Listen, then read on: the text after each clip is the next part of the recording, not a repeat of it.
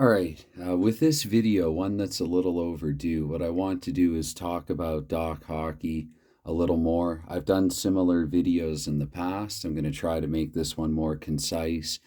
And this is going to be I'm going to use a manipulated deck here actually, and just to show a few specific examples of what can happen in this game. I'm going to look at rare plays in the game. Those typically involve the Blackjacks and Jokers. But I want to show just a simple sequence or a few examples of a simple sequence in this game.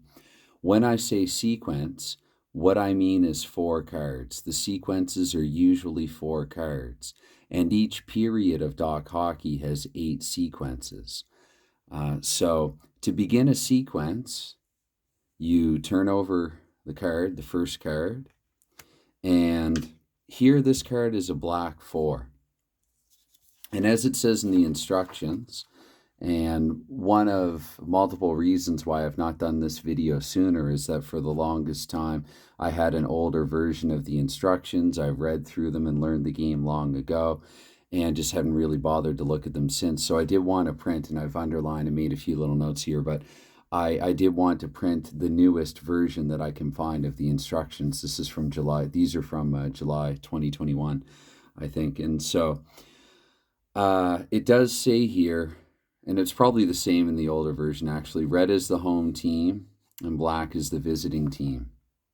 So imagining, let's say here I have the 63 Toronto Maple Leafs and Chicago Blackhawks.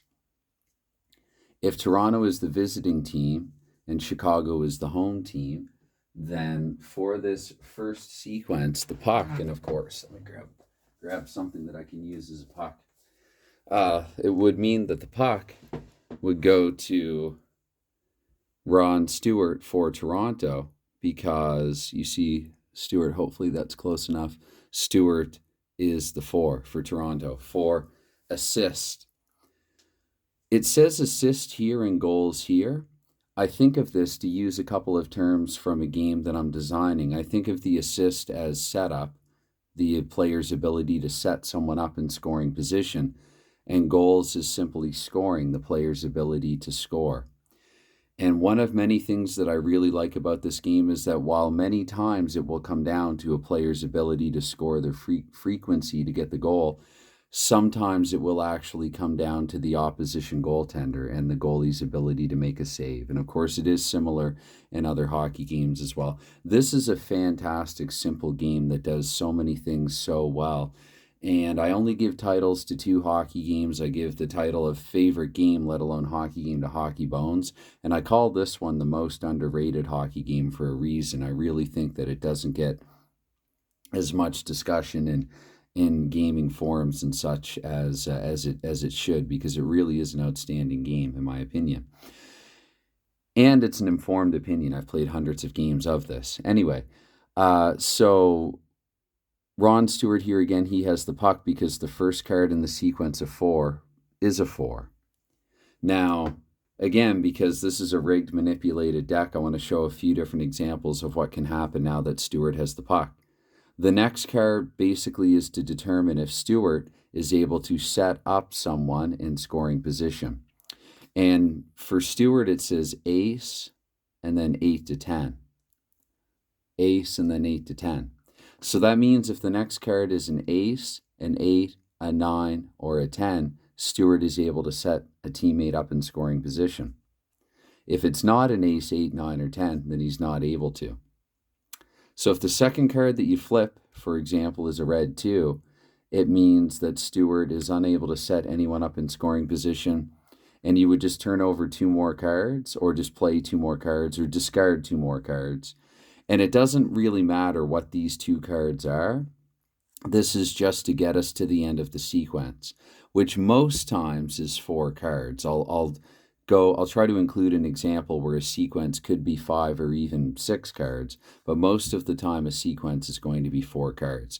Here in this instance it would be, because Stewart had the puck, but with that 2 falling out of the range of either ace or 8 to 10, Stewart's not able to set anyone up in scoring position. So 2 more cards would come off, and then I would flip this card, this 5th card, to begin the next sequence.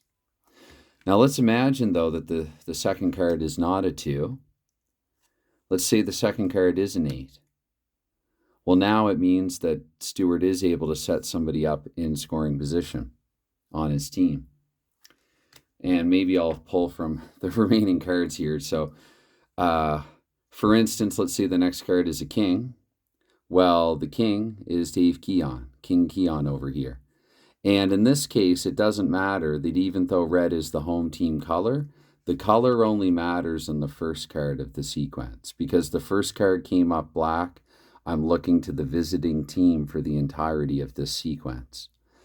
Even if a face card were to come up second, and I would have to look at the home defense, or fourth, and then I would have to look at the home goaltending in this case, it's still, the sequence belongs in this case to the visiting team because of that black 4 being the first card turned over. If after this 8 I drew, let's say, well, actually, okay, well, the 2 is a team card. I'm going to actually put that 2 aside. I'll get to that. Let's say the next card turned over, okay, that's a king, that's still Dave Keon, is a 9, then it would be Dick Duff, because Dick Duff here is the 9. So that would be then Stuart to Duff for a scoring chance. But again, if card number 3 is a king, it's Stuart to Keon. And then we see whether or not Keon scores the goal based on the 4th card. The 4th card is an ace, and ace is always a goal. I've never seen it not be a goal. So this would mean Keon scored, or if it was a 9, it would mean that Dick Duff had scored. Anyway, to back up there a little bit, let's say instead of an 8 on card number 2, it is a king. Well, in this case, we're not looking to Toronto and to Ron Stewart. We would have to take this face card, because it's the second card in the sequence. We would look at the team defense. For Chicago's team defense, it says kings. And what this means is that only with the king face card are you able to penetrate the Chicago defense. That's how I interpret it. It's the only way that you're able to get by or otherwise defeat, overcome the Chicago defense. So because this is a king, and the color doesn't matter, sometimes it will specify, it will say like red kings, king of hearts, and so on. Again, there is a deceiving good bit of variety about this seemingly simple game. I cannot emphasize that enough. But let's say instead of a king, as the second card, it's a queen. Now again, this is a face card that is not a king. This means the Chicago defense has taken away the puck. And then again, I would just take 2 cards, and any 2 cards, it doesn't matter, to finish the sequence. That would be a 4-card sequence completed. So again, to backtrack, again, let's say card number 1 is 4. Puck goes to Ron Stewart. If the next card is a 2, Stewart has been unable to make a play, and just turn over 2 more cards. That sequence is done. If the next card is an 8, Stewart is able to set up someone in Toronto with a chance to score, and then I would turn over the next card to see who has it. Let me just take one randomly from the middle of the deck. So if it's that 7, I'm looking to the 7 on Toronto, and it's Eddie the Entertainer, Eddie Shack there with the puck. He would then have a chance to score, and I'd turn over the 4th card to see whether or not Eddie Shack did score. If the second card, again to back up, if the second card in the sequence is a queen, then because it's a face card, I'm not looking at Toronto. I'm looking in this instant at the Chicago team defense kings. A queen is not a king, unable to penetrate the Chicago D, and so again 2 more cards would be turned over and to finish the sequence, and then you just sort of begin with the next sequence. You'd start over again. But if the second card is a king, in this case, because Chicago team defense, it just says kings and it doesn't specify red or black, it means that any king will penetrate the Chicago defense. If you look at Toronto here, for instance, hopefully you're able to see that, it says red kings. So in Toronto's case, you really do need only a king of diamonds or a king of hearts able to get by the Toronto defense. But again, a team defense check doesn't always come up. It is only when a face card comes up. Again, the good bit of variety. Sometimes it's just on the player. It's just on Stewart to be able to maneuver it to someone with a chance to score. So I think I've gone over just about everything possible that can happen should some random player on the visiting team have the puck. Let's say we use this red 8, and let's say now it's somebody on Chicago. Well, 8 here on Chicago is Al McNeil. And his range to play the puck to someone with a chance to score is actually the same as Ron Stewart, ace or 8 to 10. So again, let's say the second card is a 4. Well, that's not in McNeil's range of ace or 8 to 10. So that means that, again, two cards, you don't even have to look at them. That's why I'm not turning them over. I mean, if you want to turn them over, okay. But if they are cards 3 and 4 of the sequence, then you don't have to look at them. They don't matter. They don't apply to the gameplay, to the game situation.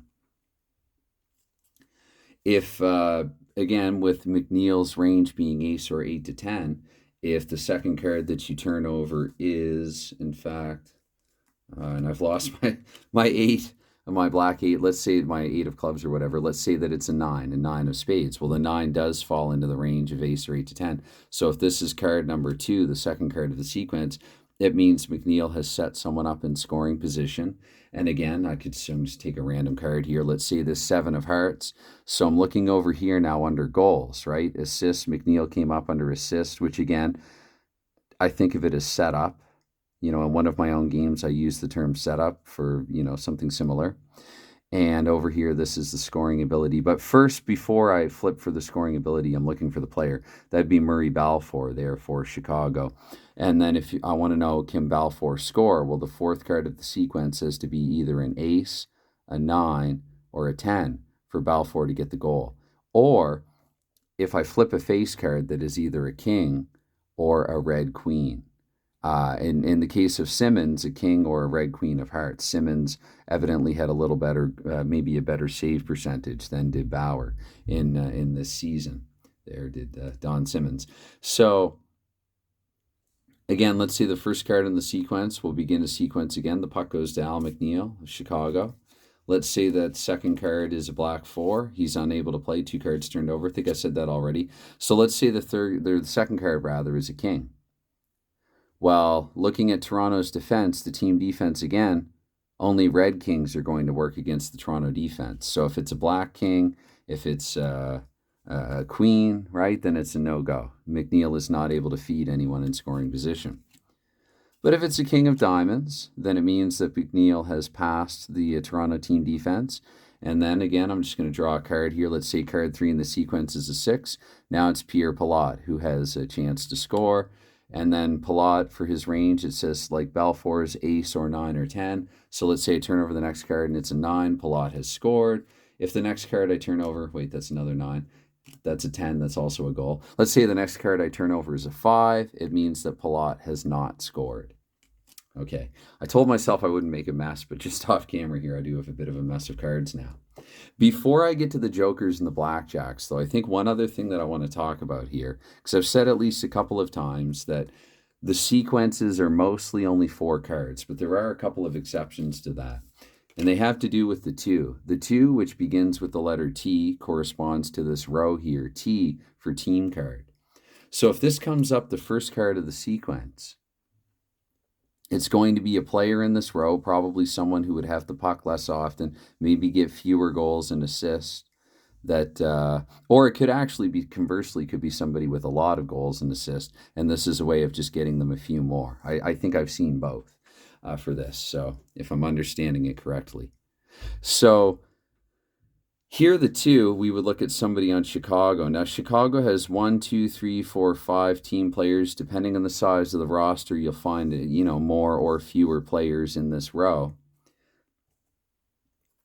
What I do, and this is what would make the sequence at least 5 cards, I look here now, from ace to king, you have 13, right? If you count, say, the ace as 1, then you have from ace to 10, 1 to 10, and then 11, 12, 13 are jack, queen, and king. If it's a joker, if a joker comes up for this row, I'll just pick any player and think little of it.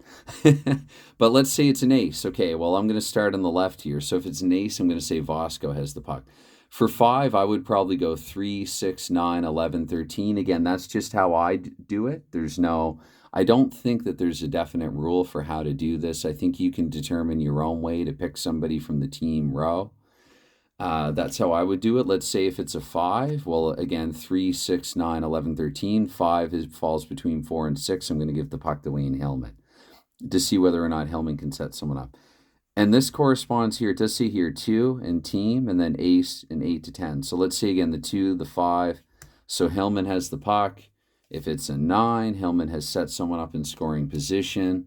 If it's that dreaded 4, Hillman has not set someone up in Chicago in scoring position. And again, if it's a face card, then I'm looking not to a Hillman in Chicago, but to the Toronto defense. Both of these cards would fail because Toronto's defense only allow one by them for Red Kings only. So in this case, let's use the 4. So Hillman has not set anyone up in scoring position because, again, Chicago's range is ace or 8 to 10 for a team player. Again, I'm just going to turn over 2 more cards, and it doesn't matter, any 2. You don't even have to look at them. But as you can see now, if I do that, this adds up to 5 cards. The sequence would add up to 5. The 5th card comes here, the card that I would draw second to determine who on the team has the puck and who on the team is able to try to make an attempt to get it to someone with a chance to score.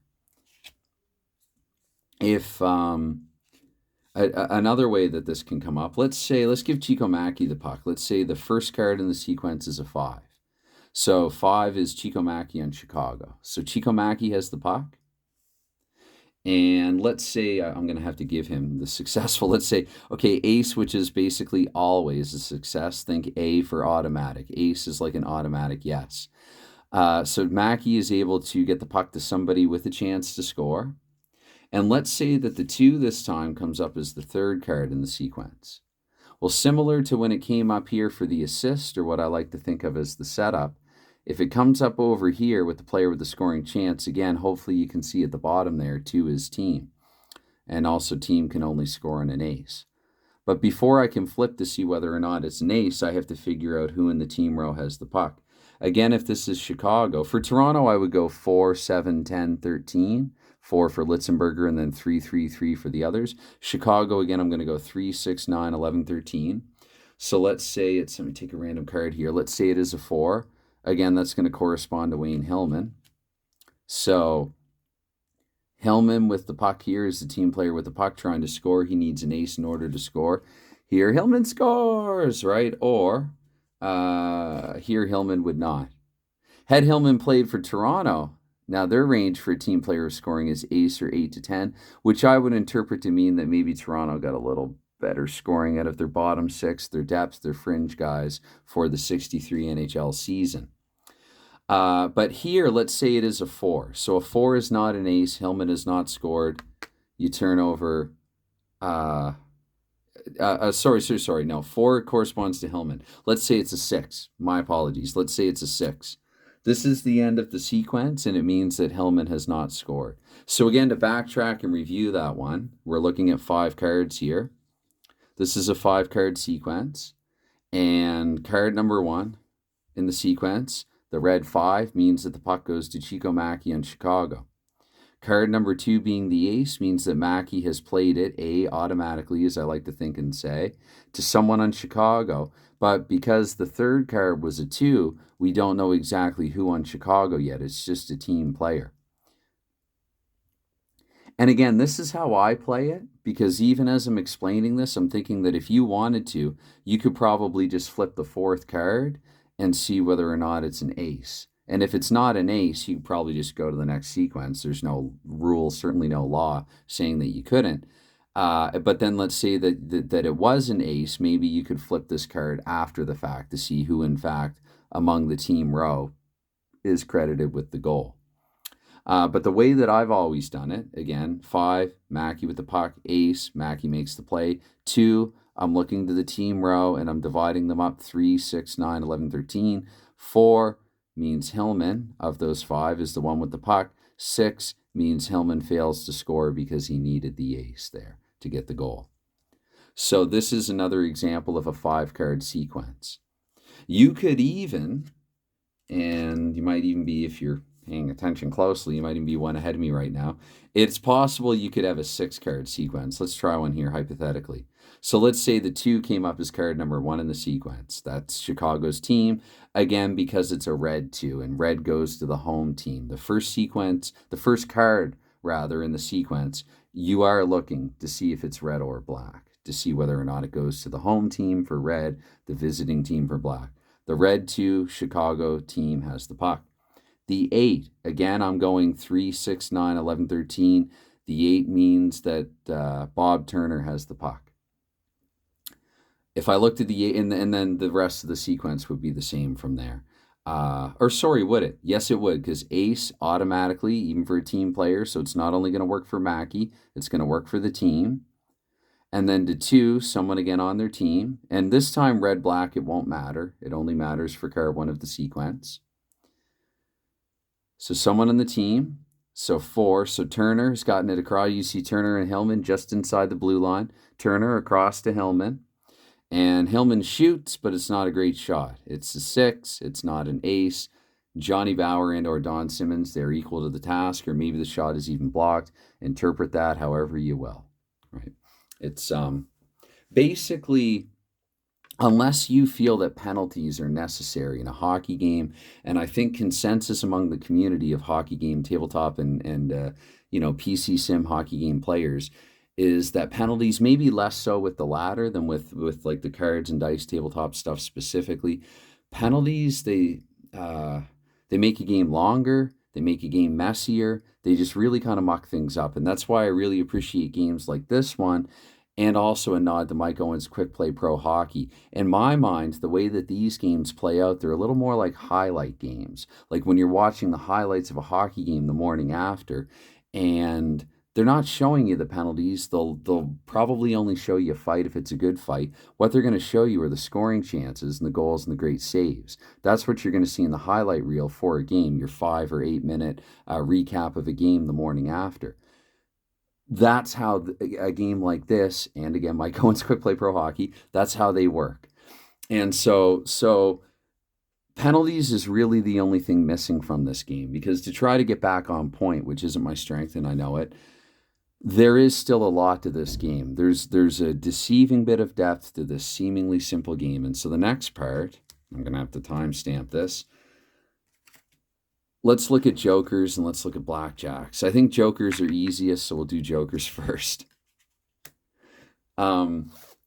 So joker in a sentence, in a really simple sentence, and something crude and blunt. Joker for home team, good. Joker for visiting team, not good. If the joker comes up in as the first card in your sequence of 4 for the home team, it means, as my little hunger pang growl there in my stomach would, sorry about that, I wonder if the camera even captured that. It means that your choice of home team player has the puck with a chance to set someone up in scoring position. Your choice. If it's the first card in the sequence, for the visiting team, it wouldn't. Sorry. The joker, if it comes up as card number 1 in the sequence, it's going to the home team every damn time. And you can choose. Now, you can choose someone lower in the lineup, but in the case if you're playing with Chicago, unless you don't like Chicago, I don't know why you wouldn't choose Stan Mikita, because his range there, ace or 3 to 10, means he's going to at least set someone up pretty, almost every time. Whether or not they score is a whole other story, and he might run into bad luck with the face cards and the Toronto defense boxing him out. But I would go with Stan Mikita here every single time. When I'm playing, when I'm simulating, when I don't have a dog in the fight, there's nothing strategic, I'm just playing to find out, I'm going to automatically default to Mikita, unless the top 2 are evenly ranked, which in the case of Toronto and Chicago, they're not, and then maybe someone who's had the puck a little less, I might give it to him for the flavor and the variety. But card number 1 in the sequence, automatically to the home team every time, and your pick a player to try to set someone up with a chance to score. Now let's say the joker's the second card in the sequence. This is where visiting team bad, home team good. Okay, so let's say it's that 4 again. So Ron Stewart has the puck. Automatic loss. Next 2 cards, doesn't matter. Sequence done. Over. Joker, automatic loss for Stewart. But let's say that it's a 6, so or Al McNeil, or Pierre Pilote, actually. Did I say McNeil before? No, McNeil was the red 8. Okay, so Pilote has the puck here because of the red 6. Automatic play. This Joker is basically as good as an ace or as good as a 10, because pretty much as far as I've seen, ace and 10 is pretty much always going to be a successful play of the puck, unless the team's like really terrible. So the Joker, it's automatically through to somebody with a chance to score. Who? Let's find out here. Third card, red 9, so that's going to be Bill Hay with a chance to score there for Chicago. Did he score? That's a 10. Yes, Bill Hay has scored automatically. But again, this is just supposed to be instructive play. So, Joker good for the second card in the sequence. Now, let's imagine again, Stewart's got it. And the king, again, pop quiz. You can penetrate the team defense on a king. Because Chicago, it's any king, right? So let's say now the third card in the sequence is the Joker. Well, that's an automatic loss for the visiting team, much like if it's the second card in the sequence. The Joker is home ice advantage. To equate it to another phrase, the Joker is home ice advantage. So here, this is an automatic loss. Boom, turn over your fourth card of the sequence. Why am I not turning it over? Because it doesn't matter what this card is. Your sequence is done. Let's go back over to the home team. Let's say that it's going to be 4. So Ron Murphy has the puck. Where's my red king? Yikes. So red king there, which will penetrate the Toronto defense, or in Murphy's case, if it's an ace or a 9 or a 10, let's give him this 9. So we've penetrated the Toronto defense. The Joker, so this is the third card in the sequence. Much like the first, where you have your pick of setup guy, if it's the third card in the sequence, you have your pick of someone attempting to score. So again, unless you don't like Chicago, you're probably going to go with Bobby Hull or Stan Mikita, who can score in an ace or a 2 to 10. Toronto's begging for a face card because that'll give them a little better chance with Bauer or Simmons. Hull, ace 2 to 10. Mikita, ace 2 to 10. Probably going to be a goal, if not a face card. Will be a goal, if not a face card. What am I even talking about? So again, Joker for home team, very good. Joker for visit, it's not just good. It's actually very good in both cases, if it's the first or third card in the sequence. But if it's for the visiting team, it's an automatic loss if it's the second or third card. And if it's the first card, it's automatically to home, which is as good as an automatic loss for the visiting team. Clear as mud. Okay. Joker again, and again, it's funny how often this seems to happen to the visiting team. So again, let's say Ron Stewart has the puck. Ace, it's an automatic play. He gets it. Let's give it to someone good. Let's give it to Stewart. Let's say Stewart's gone end to end. Individual effort for Stewart. Joker, it's an automatic loss in the fourth card in the sequence. Stewart, evidently out of wind. He goes, 180, 200 feet, doesn't have enough gas left in the tank to take a good shot on goal. So it's something that's handled by Hall or DeJordy easily. Because it's a Joker, it's an automatic loss for the visitor. But let's switch it up. Let's say home. Let's give it back to Chico Mackey. So Mackey's the 5, ace is automatically played through, and 8 is Eric Nestorenko. Now if it's a Joker, it's an automatic goal. A Joker is as good as an ace or a 10 in this case. It's automatically a goal for the home team. So hopefully I've adequately explained the long, in spite of me and not because of me, the long form there that the Joker for the home team is good. For the visiting team, definitely not good. And it's for just me being me, when the visiting team gets, they get into position to score and then they get jokered out of a goal, especially if it's like the final sequence in a game. I just find it a bit comical. Let's talk about Blackjacks, which jokers could actually play into this. Now, the Blackjacks, if it's the first card in the sequence, it just means in the visitor, in this case, Bob Pulford with the puck. Really, little to no significance. Similarly, if it's the third card in the sequence, let's give it back to trusty Ron Stewart. Let's give him a trusty ace so he plays it automatically. And let's say card 3 in the sequence. Again, I'm looking at the jack, which again is Bob Pulford. And this I should say, is only for blackjacks, not for red jacks. So the first card in the sequence, it's just who to. The third card in the sequence, it's again just who to. However, let's give it to Stewart again, and we'll say the second card in the sequence is a blackjack. This means that Ron Stewart might be injured. And this is pointed out in the instructions, and it's under optional. It's an option that for full season or condensed season simulations like I'm doing right now with the Western Hockey League, I don't use this because already baked into this formula, if the player has missed some time, they're not going to set up or score as often anyway. That's why I choose not to use. But I could certainly see for single game replays, for one-offs, or for short tournaments, if you want to add a little variety, a little spice to things. Again, even for a simple game, here's where you get it. You've got some optional stuff. The second card pulled is a blackjack, it's a possible injury. And it does indicate down here, if it's a 2 to 10, that's the number of sequences missed in this game. So 2 sequences, and each sequence is about 2.5 minutes. There are 8 sequences per period. And for someone who doesn't do manual labor, I've managed to scuff and scratch and burn my hands a whole heck of a lot. I don't know what that has to do here, but you'd almost think that I did some heavy lifting or whatever for a job. And I'd sort of apologize about that, but it's because I'm clumsy. Really, that's what it is, if you can imagine that.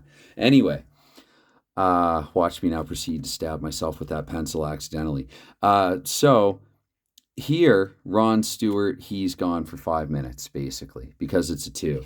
If it's, say, where's that 4? Oh, the 4 is there. Where's another 4? If it's, say, a 4, bottom of the deck, handy, it's 10 minutes, right? 4 sequences he's gone for, 10 minutes. You can make some note, mark, whatever, do whatever you have to do. Stewart's gone from the game for 10 minutes. If it's a face card, if it's a face, an ace, or a joker, it could have grander implications than that. If it's a jack, the player misses the rest of the current period. Which, by the way, that could actually be not as bad. Let's say it's late in the period and a 10 comes up. That's 10 sequences. That is basically 25 minutes. That would, because in 8 sequences per period, 20 minutes, and then 2 would go into 5 minutes. So this is even more devastating than a jack for the rest of the period. But, if it's a follow-up jack, so even if it's a blackjack in the third card in the sequence, it just says if the result deck is another... Where is it here? Another jack. If it's a jack, it doesn't say red or black, just, if it's a jack. In the third card of the sequence, player's gone for the period. If it's a queen, gone for the game. So third card in the sequence here, Stewart's out of commission for the game, its entirety. Hopefully, if you're a Leafs fan, it's later in the game than earlier. Queen is the game. King is, it says here, king is the rest of the game plus the next game, a game and another game. So again, in a short tournament, if you're a best 2 or 3 medal round or whatever, qualifying round robin, that could be pretty devastating for that team. If it's an ace, it's the rest of the game in 2 games, and if it's a joker, the next 5 games. And again, that is the third card in the sequence. So so the jack, possible injury. If it's an ace, game plus 2, and if it's a joker, game plus 5 more games. You're basically gone for 5.5 games if the joker comes up. Again, this is an option. This is optional. If the fourth card pulled is a blackjack, and a card from the result deck is another jack. Okay, this one here, I'm just going to kind of read it because this is not one that I use. Again, I don't play with injuries. If so, the fourth card pulled is a blackjack. So let's get 3 cards then, I guess. Again, Stewart plays it successfully too. Eddie Shack, we'll say number 7 there, because again, the black 4 to the visitor. Ace, automatically a play. The 7, Eddie Shack. For Toronto there, Shack being the 7 in scoring position. Now we'll say that the fourth card is a blackjack. Well, it's a face card. And blackjacks, I've noticed, never come up adjacent to the goalies. At least I've not seen it. So it's not anything that's going to fool Glenn Hall or Dennis DeJordy in this case. But what it could do is injure. It says here an injury or reduction of skill to the goalie. flip the next card. If it's a 2 to 10, the goalie skills are weakened by 1 level. For example, C to D. And if you're wondering at this point, C to D, it's up here. I really like actually that in this set that I have, I find again, I play a large number of games with this. I like being able to look here. I know in some older sets that Michael has made, it would just say A, B, C, D, or whatever over here. I think it would. Well, up here, there's a little table, a little legend, a little reference table here. So for example, the C to D, C, it's only on a king or a red queen. D, it's only on a king or queen. So suddenly, if the goalie's ability is reduced to a D, it means that he can allow it on any queen card, face card check. Whereas if back at C and uninjured, it would only be a red queen. If we apply it to these teams, which are better teams than C and D level, actually Bauer would go from a C to a D, because Bauer there, kings or red queens. A plus is no chance. A only in a red king. B only in a king. C only in a king or red queen. So in Bauer's case, he would be lowered to a C to D. So I stand corrected there somewhat. And I think for Simmons as well, even though it's just the red queen hearts, I'm pretty sure I'd have to drop Simmons to a D there.